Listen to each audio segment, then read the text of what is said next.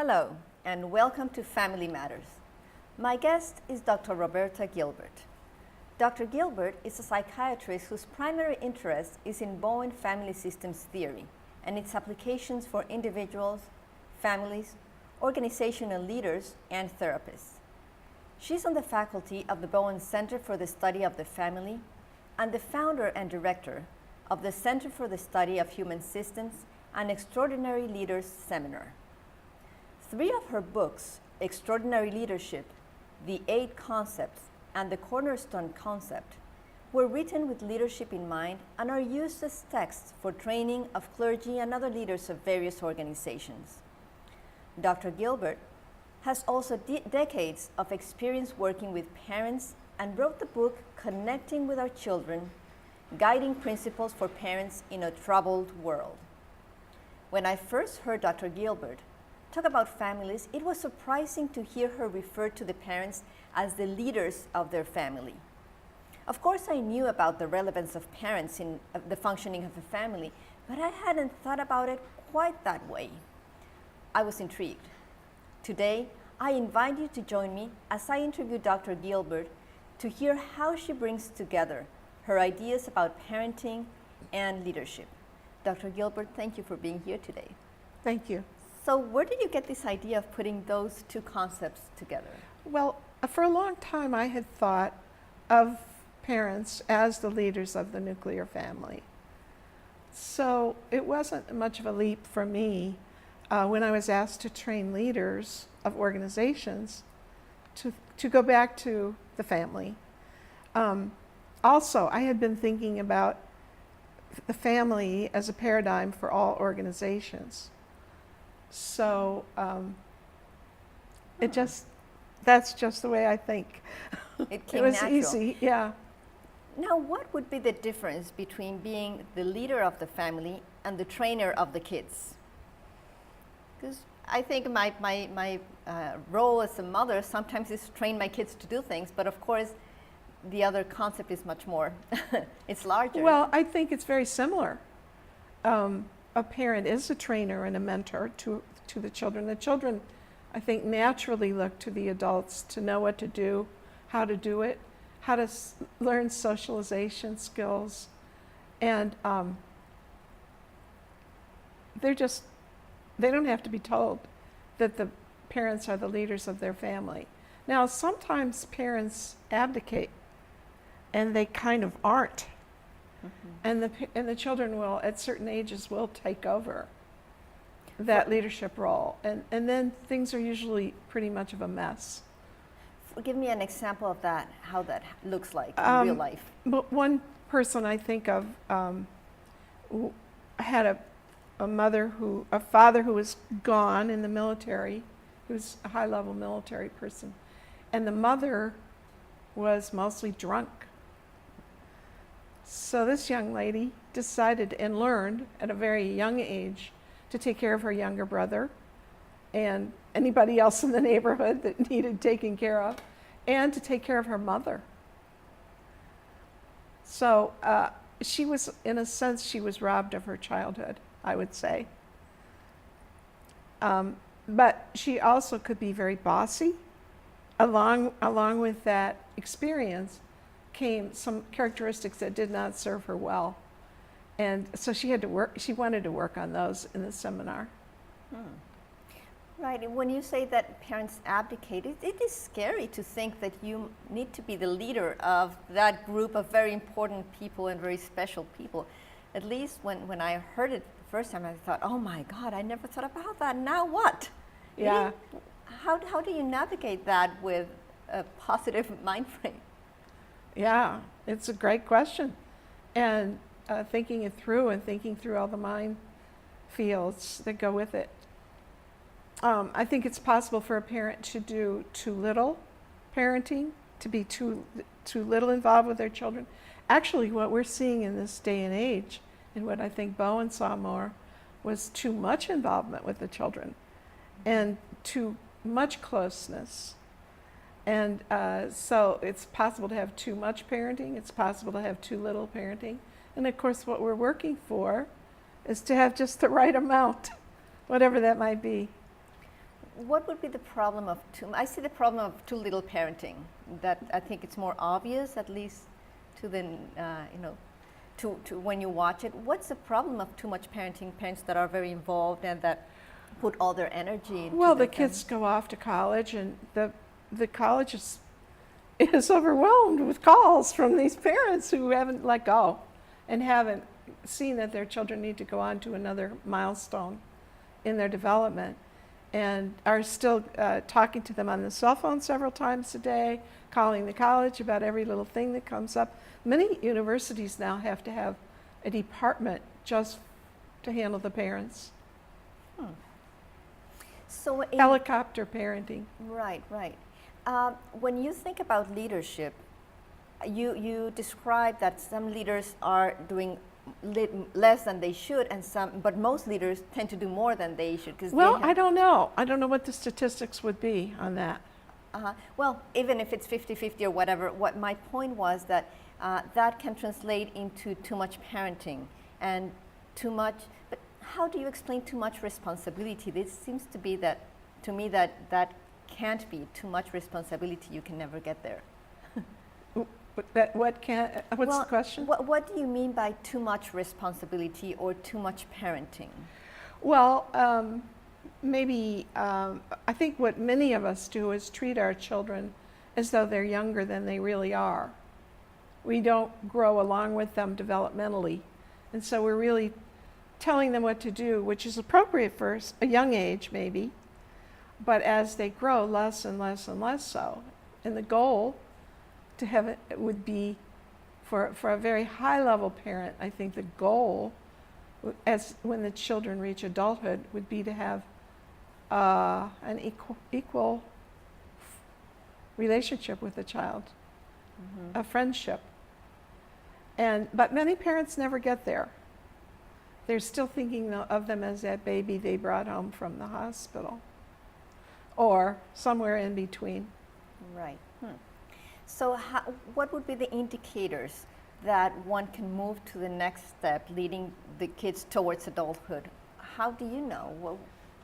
What do you have to observe? I think you know by how old they are, what grade they're in, what other kids are doing. You read books. What are children at this age? What is expected of children at this age? And sometimes kids have to be a little bit prodded and pushed. And sometimes they need more time to get to a certain stage. So parenting is a very complex task. What learning from your training of leaders can you translate into parenting? What I mean is, what characteristics of a good leader can be translated into characteristics of a good parent? Well, I think it goes both ways. What characteristics of good parenting can be translated into leadership, and the other way around. But I think high-level parents and high-level leaders tend to be the calmest emotionally in the room, for starters. They tend to know what they think, but they don't make everybody go along with that. They know what they think for self, but it's okay for people to disagree. I'm thinking, I mean, you're going to continue with that list, but I'm just thinking of an example of a family that I'm working with, that the daughter, who's 15, she says that she cannot disagree with her parents, particularly with her dad, because they know how things are, and it's very hard to put out a different thought. So that doesn't seem to be very much of high-level parenting. Right. So maybe, is there any chance you'll be able to work with the parents instead of the child? Sure. Yeah. There. And I'll go into there in a minute. So continue with other characteristics that are similar for good parenting and good high-level leadership. people, parenting or leadership in an organization, have thought through what they think about various issues, important issues. I mean, we can't think through what we think about everything in the world because the world is too big. But we can think through certain important things and know where we stand on them and be guided by them until we get different basic facts.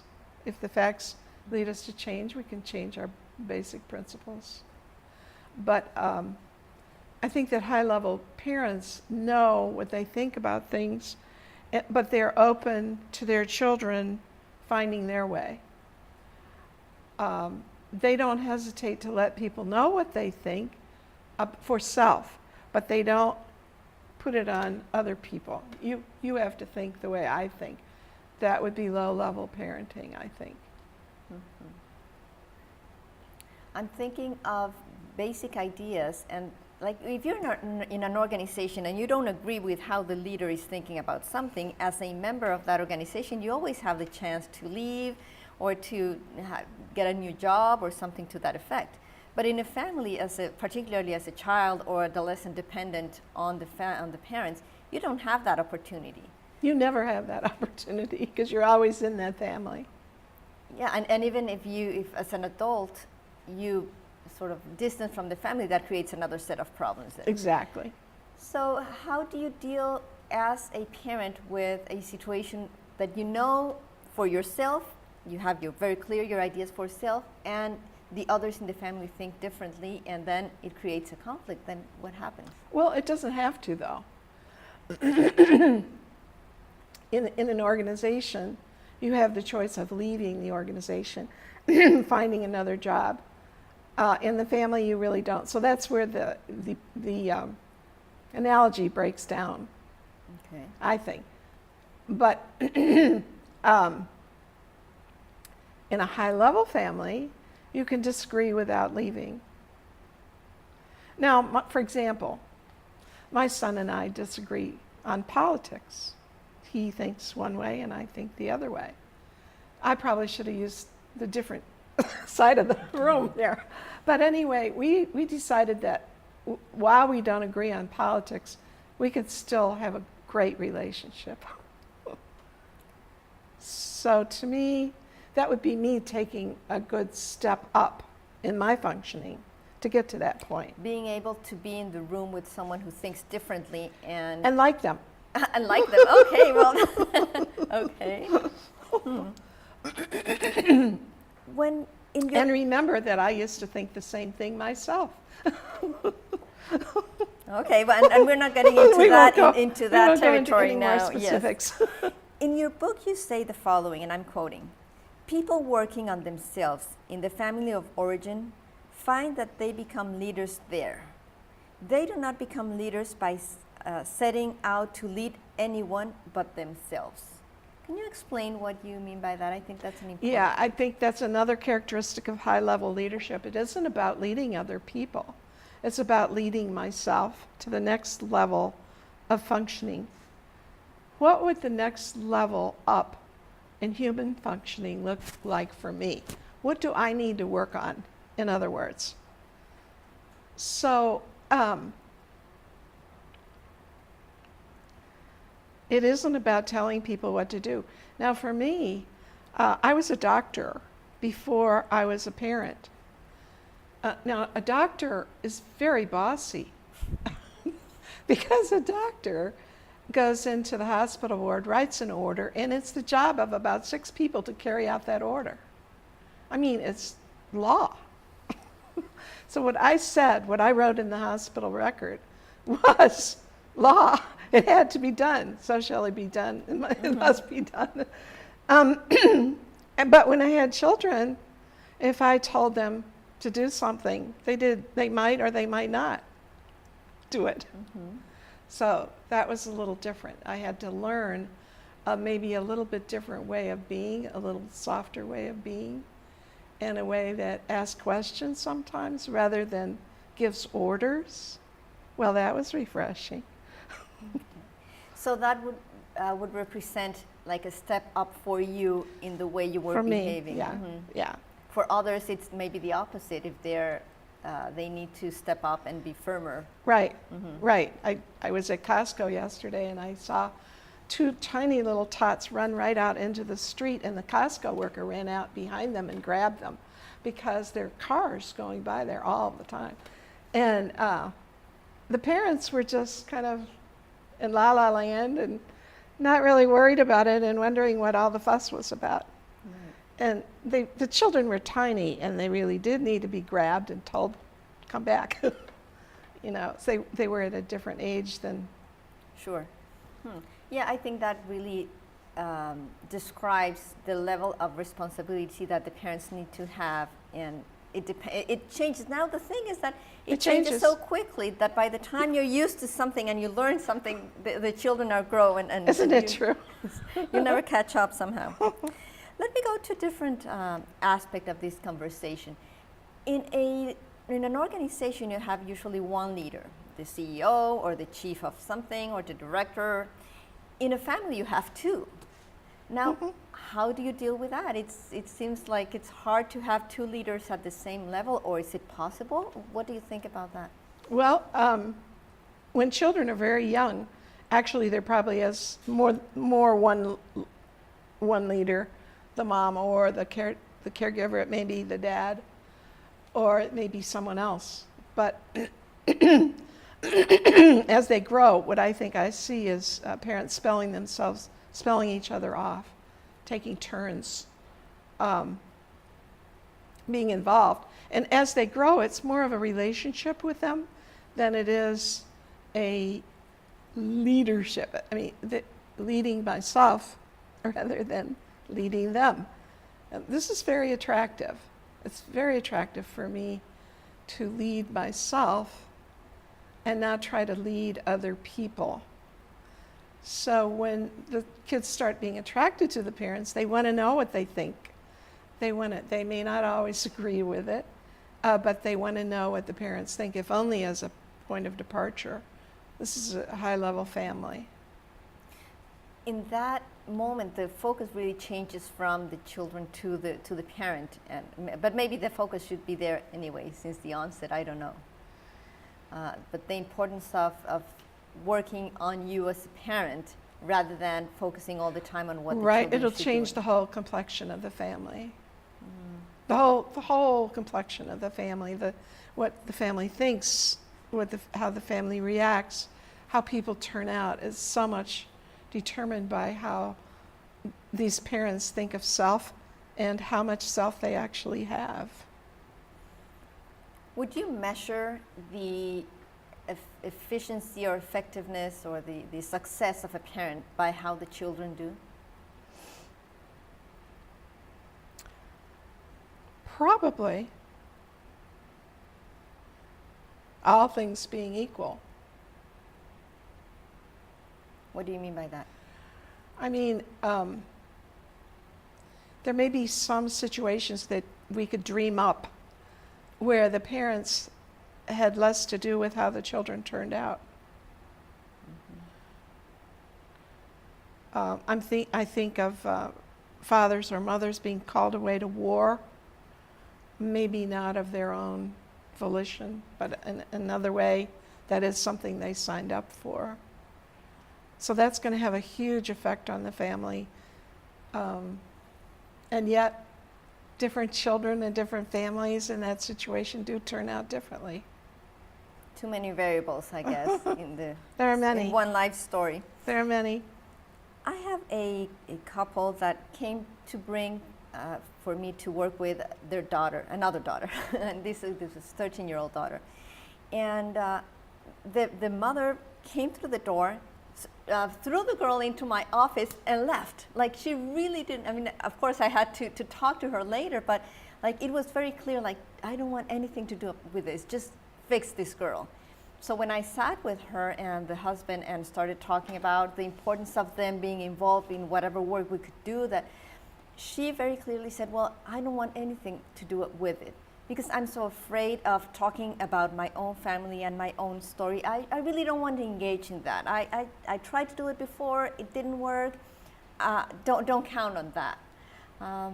And in my opinion, then that's like abdicating the responsibility. How do you help someone re-engage their responsibility when there's so much maybe pain or fear to go back and work on self? Well, I've had parents call me up and with this situation, fix my kid. I don't want to do it, you do it. And I just simply tell them, I tried that for years. I did try that. I tried a different form of psychotherapy for many, many years, and I worked with kids, and I got a certain result.